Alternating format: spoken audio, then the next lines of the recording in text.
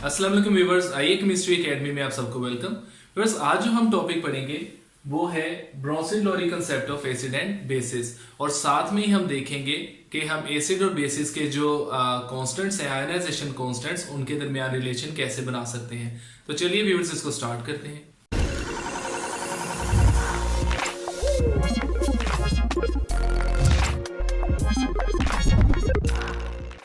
Friends, ब्रोंसिल-लोरी concept को समझने के लिए हम पहले इनकी डेफिनेशंस देख लेते हैं।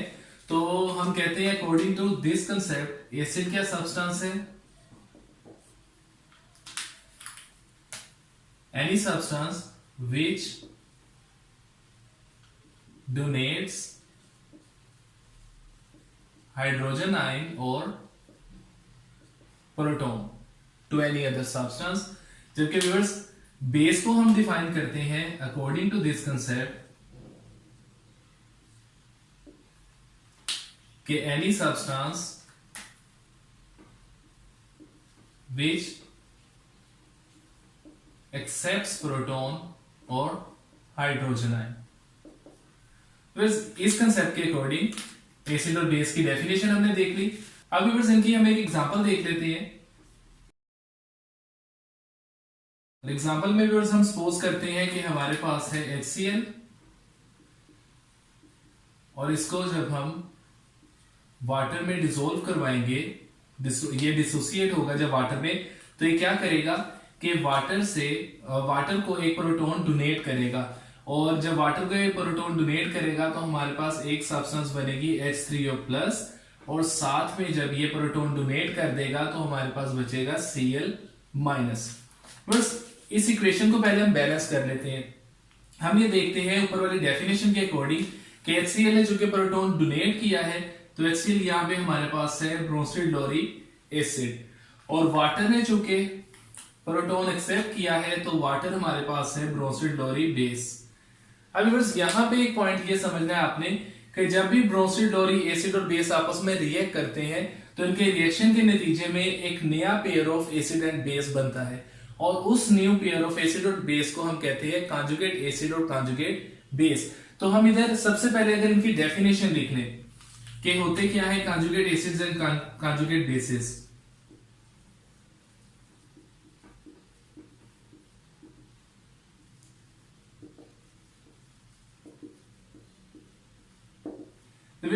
कॉन्जुगेट एसिड को हम इस तरह डिफाइन करते हैं, हम कहते हैं बेस जब एक प्रोटॉन एक्सेप्ट कर लेता है तो एक्सेप्ट करने के बाद वो जिस चीज में कन्वर्ट होता है उसको हम कहते हैं कॉन्जुगेट एसिड। तो इसकी डेफिनेशन अगर हमने लिखनी हो तो हम कहेंगे सब्सटेंस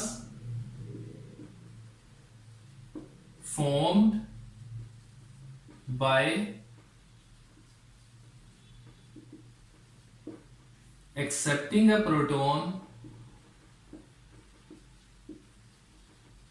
बाय बेस, और जो कि इस केस में हमारे पास ऊपर वाली एग्जांपल में H3O+ है, तो हम इसको शॉर्ट फॉर्म में इधर लिख लेते हैं कि this is over conjugate acid. जबकि व्यूअर्स, कॉन्जुगेट बेस क्या होता है कि हम कहते हैं एसिड जब अपना प्रोटॉन बेस को डोनेट कर देता है तो डोनेट करने के बाद वो जिस चीज में कन्वर्ट होता है उसे हम कहते हैं कॉन्जुगेट बेस। तो डेफिनेशन अगर हम लिखना चाहें तो हम कहेंगे कि it's a substance formed by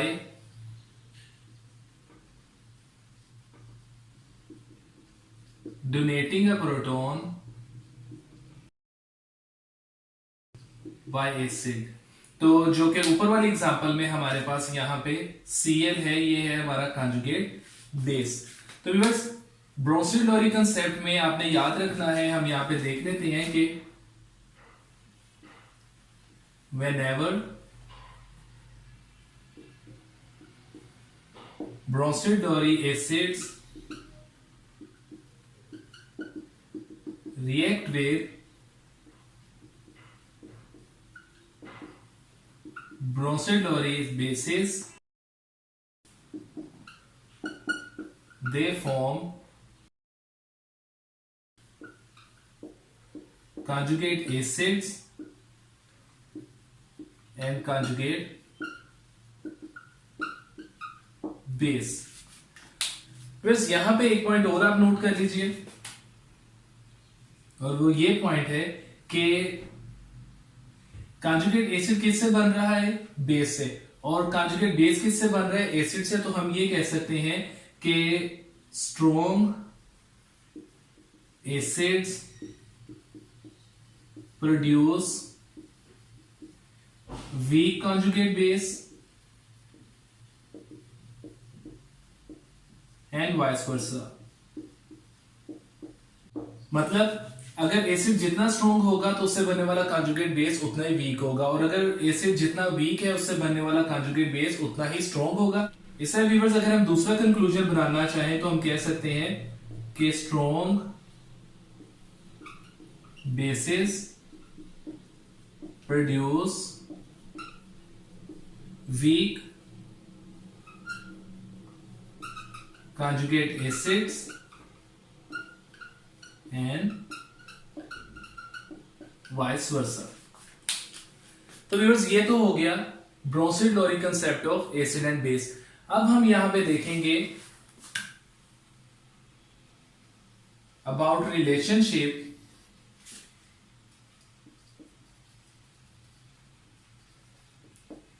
between pKa, pKb and pKw। इस रिलेशनशिप को समझने से पहले मैं आपको बता दूं pKa जो है यहां पे है आयोनाइजेशन कांस्टेंट ऑफ एसिड, और जो pKb है इसको हम डिफाइन करते हैं कि it is ionisation constant of base, और Kw जो हमारे पास है that is ionisation constant for water. तो P यहाँ पे जो है ये रिप्रेजेंट कर रहा है कि हमने इनके नेगेटिव लॉग्स लिए हुए हैं। तो फिर इस रिलेशनशिप को एक्सप्लेन करने के लिए हम सपोज करते हैं कि हमारे पास एक वीक एसिड है Ha, और जब हम इसको डिसोसिएट करवाते हैं वाटर में तो it produces H plus A minus. तो व्यूअर्स अगर हम ब्रोंसिल-लोरी कंसेप्ट की डेफिनेशंस को अप्लाई करें तो हम देख रहे हैं कि यहाँ पे Ha ऐसी सब्सटेंस है जिसने प्रोटॉन डोनेट किया है, प्रोटॉन डोनेट किया और दूसरे इसके साथ इसने A माइनस बनाया। तो अगर हम इसमें देखेंगे कॉन्जुगेट एसिड और बेस की टर्म में तो हम इसको नाम दे सकते हैं कि एसिड ने ये प्रोड्यूस किया है यहाँ पे कॉन्जुगेट बेस। अब व्यूअर्स इस इक्वेशन का हम पहले लिख लेते हैं ionisation constant of acid that is Ka, तो वो हमारे पास आएगा H plus to A minus divided by Ha। हम इसको इधर नाम दे देते हैं कि ये हमारे पास आई है इक्वेशन नंबर 1। ये जो कॉन्जुगेट बेस हमारे पास बना है इसकी स्ट्रेंथ को चेक करने के लिए हम क्या करते हैं, हम इसको वाटर से रिएक्ट करवाते हैं और फिर देखते हैं कि ये कितना स्ट्रॉन्ग कॉन्जुगेट बेस है।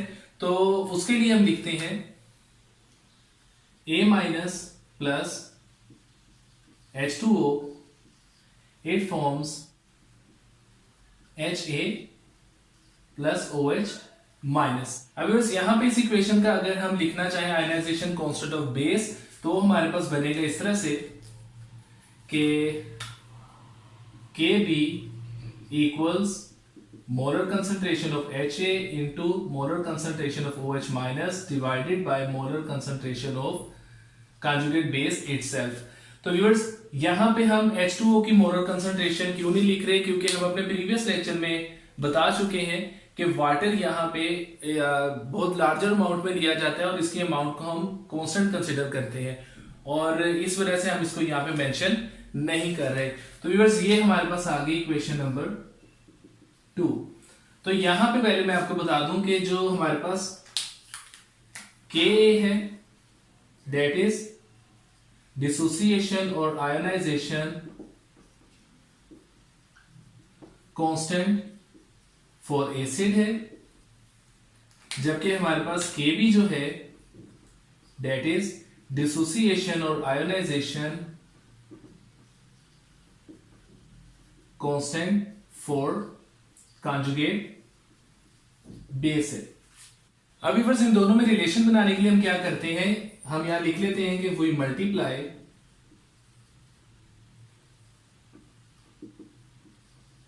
Equation 1 and 2। और जब हम इनको मल्टीप्लाई करेंगे तो ये हमारे पास बनेगा इस तरह से कि K A into K B that is equal to, बस ये दोनों फैक्टर्स भी मल्टीप्लाई होंगे और जब इनको मल्टीप्लाई करेंगे तो इन द एंड जो हमारे पास बचेगा, यहां से बचेगा सिर्फ H प्लस और यहां से बचेगा हमारे पास OH माइनस। तो बस ये जो इक्वेशन आई है, इस इक्वेशन में आप प्रीवियस नॉलेज अगर अपना अप्लाई करें तो आपको पता होगा कि यहां पे जो H इंटू OH है, मैं बता देता हूं कि we know that molar concentration of H into OH that is equal to Kw। so ऊपर वाला जो रिलेशन है वो इस तरह से बन जाएगा कि Ka into Kb that is equal to Kw। Viewers ये हमारे पास एक इक्वेशन आ गई, इसको हम कह देते हैं इक्वेशन नंबर 3।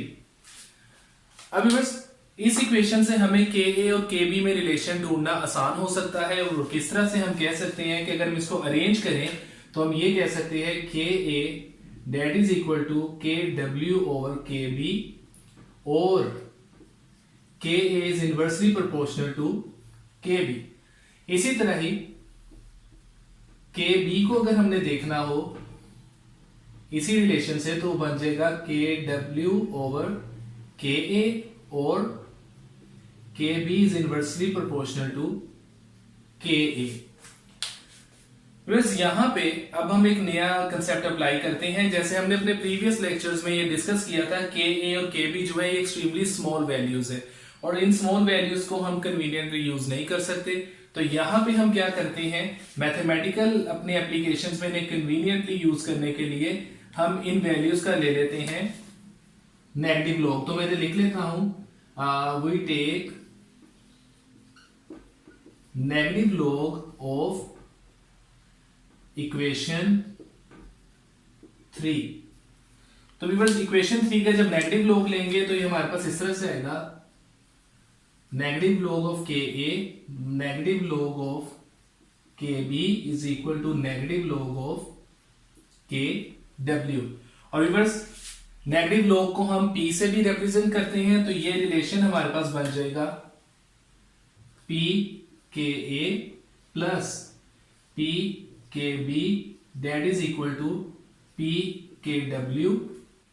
एमपीए स्केल हमने देखा हुआ है कि जो Kw है is equal to 10⁻⁻14 at 25 degree centigrade. तो अगर हम इस वैल्यू को इधर पुट करें और इसको सोल्व करें तो हमारे पास ये जो इक्वेशन है बन जाएगी, हम लिखेंगे so equation number 4 becomes as Pka plus Pkb is equal to Pkw that is 14। ये जो हमारे पास लास्ट इक्वेशन आई है, इक्वेशन नंबर हम इसे 5 कह लेते हैं। इस इक्वेशन नंबर 5 से हमें क्या इंफॉर्मेशन मिलती है कि किसी भी एसिड और बेस का जो सोल्यूशन है उसका Pka और Pkb का जो सम है वो हमेशा 14 होता है। तो इससे हमें ये पता लगेगा कि अगर किसी सोल्यूशन का Pka की वैल्यू बड़ी है तो उसी तरह से उसकी Pkb की वैल्यू कम होगी ताकि सम जो है वो 14 आ सके। तो यहां से हम relative strengths of conjugate acid and basis को कैलकुलेट कर सकते हैं, जिन्हें हम इधर लिखेंगे अपने कंक्लूजन की फॉर्म में। तो हम यहां पे लिख लेते हैं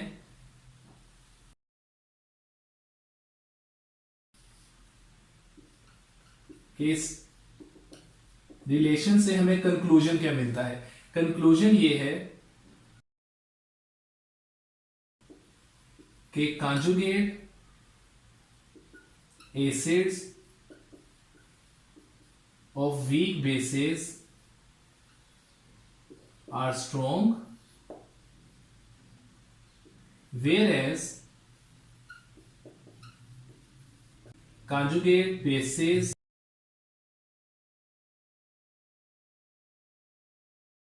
of weak acids are strong and vice वर्सा। और व्यूअर्स यही कंक्लूजन हमने यहां पे भी डिस्कस किया था। तो व्यूअर्स आई होप कि आपको आज का लेक्चर समझ आ गया होगा। फिर भी अगर कोई कंफ्यूजन या क्वेश्चन हो तो आप हमें ऑनलाइन कमेंट्स में पूछ सकते हैं।